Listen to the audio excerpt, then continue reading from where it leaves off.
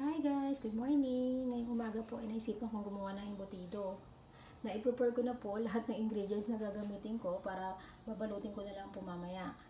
Ito po ay may carrot, may sibuyas, may pickle relish, may evap milk, may pineapple juice. Nilagyan ko rin po ito ng hotdog at ng cheese. May kasama na rin po siyang salt, pepper, paprika, konting sugar, at flour. Paghahalu-haluin ko lang po lahat ng mga ingredients na to bago ko po ito ay i-steam ng 30 minutes. Babalik po ako sa inyo mamaya pagkatapos ko itong gawin. Sige po. Hi guys, good morning. Ngayong umaga po, naisipan ko pong gumawa ng embutido. Ibabalot ko lamang po ang mga ito at ipapakita ko sa inyo mamaya kapag natapos na. I-steam po natin siya ng mga around 30 to 45 minutes. Sige po.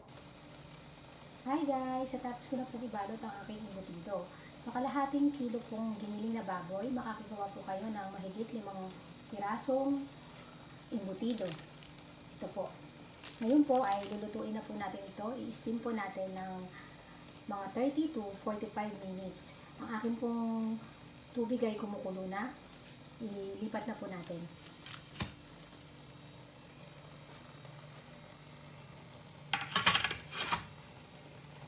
Ayan po.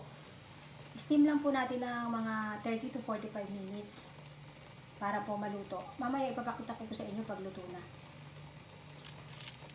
Sige po. Maraming salamat sa lahat. Hi guys! Luto na po yung aking embutido. Tara na po kumain ng lunch at ako'y gutom na. Medyo mainit pa po ito. Kaya moist pa po. Sige po.